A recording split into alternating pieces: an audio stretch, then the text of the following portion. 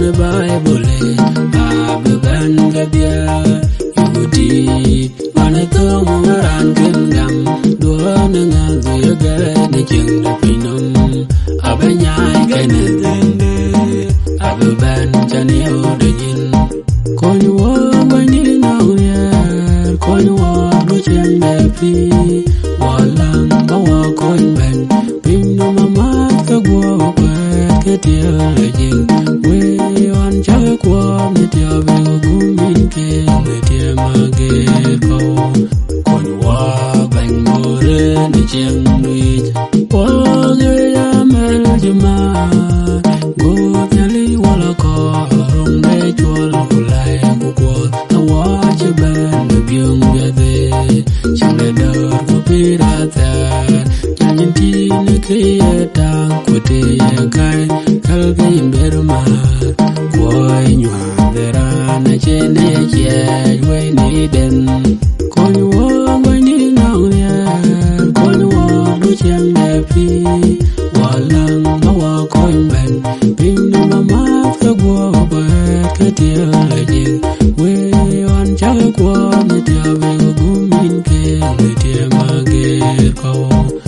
nywa ban more ne chang wi chang ne ba nye chur bia ba ba nye lo ku ka ko re ra ne ban ayen wa dwe ayen wa chan lo ku wa ye ja ne che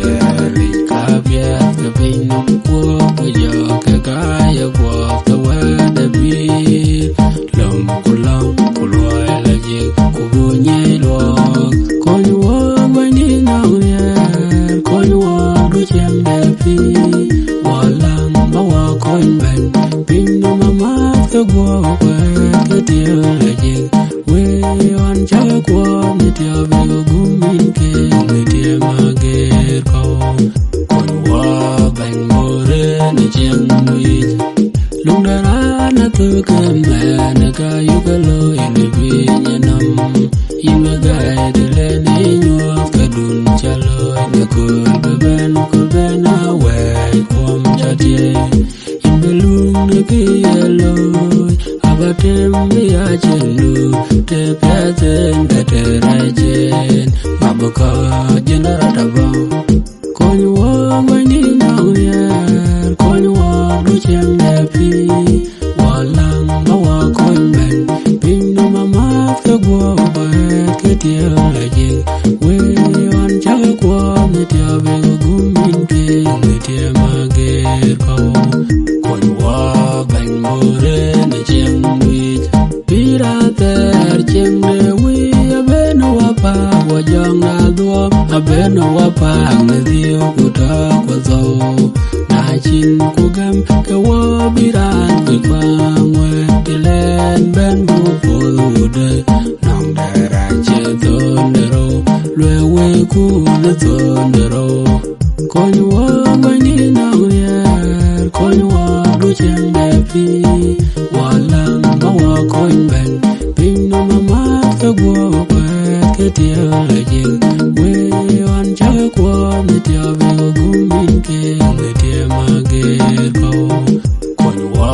ban more ne chen lui ya le ja che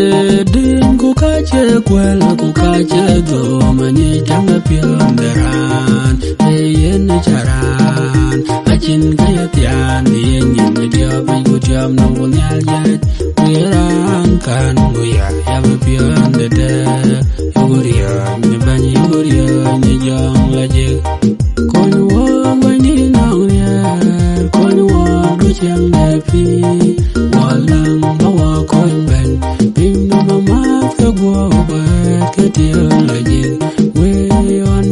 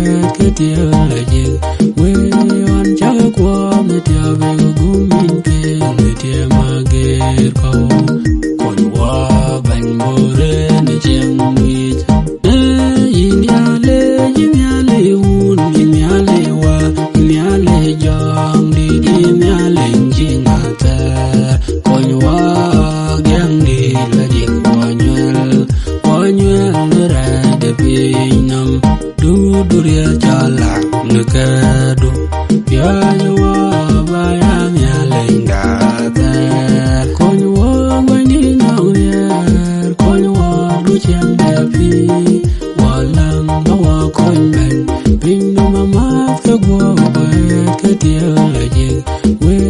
on cha kwa me tia be gumin